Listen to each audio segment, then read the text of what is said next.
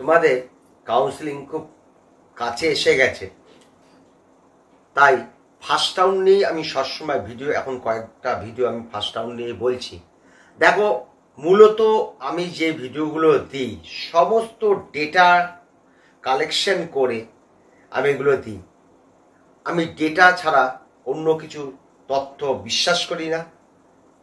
আমি যা বলি সবসময় ডেটা দিই। আর আজকে একটু সম্পূর্ণ নতুন ধরনের ডেটা নিয়ে আমি তোমাদের কাছে উপস্থিত হয়েছি। একটা সম্পূর্ণ নতুন ধরনের ভিডিওতে চলেছে, তাতে বুঝতে পারবে কিছু কিছু তথ্যগুলো জানতে পারবে, তোমাদের কাউন্সিলিংয়ে কাজে লাগবে। আর এখন যা দিচ্ছি সব ফার্স্ট রাউন্ডের ব্যাপার নিয়ে।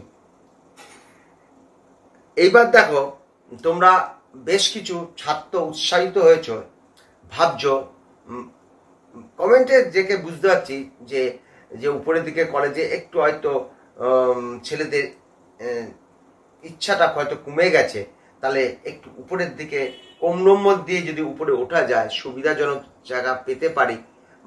হ্যাঁ, নিচের দিকে একটু যে কাট অফ বাড়বে সেটাও তারা জানে, তাই বলছে যে এই নম্বরে আমি এই কলেজ পাবো, ওই কলেজ পাবো। কিন্তু এইসব ধরনের প্রশ্ন উত্তর তো আমি কোনোদিনই দিতে পারবো না। কোন ছাত্র কেমন কি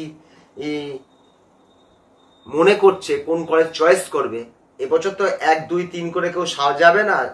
তোমরা বুঝতেই পারছো যে যে কলেজটা চাচ্ছে সে সেটাই উপরে রাখবে। এটাই মোটামুটি ছাত্র সমাজের কাছে ঠিক করেছে। যে যেটা কলেজ তার নম্বর যেরকম আছে, আমি যদি 650 পেয়ে মেডিকেল কলেজ লেখে তো ফালতু লাভ হবে না। এবছর হতেও পারে, কি হবে আমি জানি না। এবং নিচের দিকে কলেজও হয়তো যেটা 637 যেতে বলা হচ্ছে সেটা হয়তো 645 হতে পারে। উপরের দিকে একটা দুটো উপরটা হয়তো 37 যেতে পারে। 37 তো লাস্ট কাট অফ যাবে, সেটাই হলো ব্যাপার। সেটা নিয়ে বলতে আমি পাচ্ছি না। দেখো, আজকের বিষয়বস্তু একটু কাস্ট নিয়েই বলবো একটু বেশি। এসসিরা বা ওবিসিরা তারা রেজিস্ট্রেশন করে, সকলেই রেজিস্ট্রেশনটা করে। কজন রেজিস্ট্রেশন করে, কয়জন পায়? ফার্স্ট রাউন্ডে বেঙ্গল র্যাঙ্ক তাদের কোথায় গিয়ে শেষ হয়েছিল গতবার? ফার্স্ট রাউন্ডে একটা ধরো এসসি স্টুডেন্ট কতজন রেজিস্ট্রেশন করেছিল, কজন সিট পেয়েছিল, তাদের বেঙ্গল র্যাঙ্ক কি ছিল, 23 এবং 22-এর কম্পেয়ারটা কি, এইসব তথ্যগুলো তোমাদের আমি দেখাবো। তাহলে তোমরা দুদিনের মধ্যেই তোমরা রেজিস্ট্রেশন করতে হবে। 2-4 দিন করে কথা বলছে, 2 দিন 10-12 দিন ধরে রেজিস্ট্রেশন করবে। তোমাদের একটু বেসিক জ্ঞানটা বাড়বে। 22 আর 23 টাইম করছি যেহেতু ছোট কালটাই ভালো। একটু স্ক্রিনের দিকে তাকাও, দেখো ওবিসি এ 22 সালে স্টেট র্যাঙ্ক 2115, ফার্স্ট রাউন্ডে 2115 সিট অ্যালট হয়েছিল। রেজিস্ট্রেশন করেছিল 993 জন, সিট পেয়ে গেছিল 534 জন। প্রায় বলতে পারো 54% ছাত্র সিট পেয়েছিল। তাহলে দেখো, রেজিস্ট্রেশন করেছিল 22 সালে 993 জন, সিট পেল 534 জন। ঠিক 23 সালে রেজিস্ট্রেশন দেখো একই রকম, 984 জন, সিটও পেল 531 জন। এটাও 54% সিট পেল, বা রেজিস্ট্রেশন যা করছে তার 50%ই পেয়ে যাচ্ছে। ঠিক ওবিসি দেখো, ঠিক দেখো 590 জন করলো রেজিস্ট্রেশন আর সিট পেল 252 জন। তার পরের বছর লাস্ট ইয়ারে রেজিস্ট্রেশন করলো 531 জন আর 247 জন সিট পেল।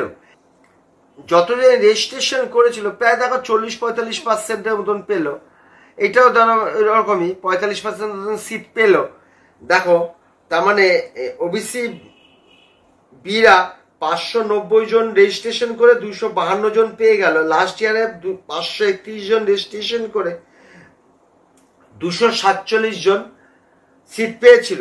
ঠিক ইডাব্লিউএস দের দেখো, গতবারে ইডাব্লিউএস এর কিন্তু সিট বেড়েছিল 85টা, রেজিস্ট্রেশন করেছে 456 জন। 22 সালে 245টা জন সিট পেয়েছিল, কিন্তু 23 সালে দেখো ওই সমসংখ্যক ছেলে রেজিস্ট্রেশন করে সিটটা বেড়ে যাওয়ার জন্য এদের কাট অফ কমে গেছিল।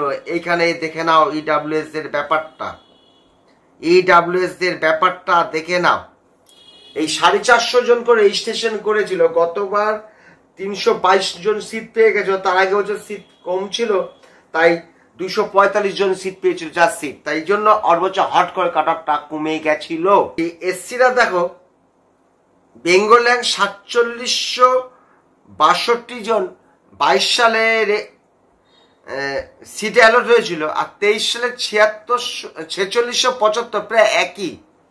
হ্যাঁ, কিন্তু রেজিস্ট্রেশন করেছিল গতবারে একটু বেশি, 100 জন এসসিদের রেজিস্ট্রেশন বেশি করেছিল, মানে 1740, 721 জন সিট পেয়েছিল, তার আগেবারে 658 জন। আর ইউআরদের শুধু 23 সালে দিলাম, বেঙ্গল 2014-তে বেঙ্গল সিট পেয়েছিল এবং রেজিস্ট্রেশন করেছিল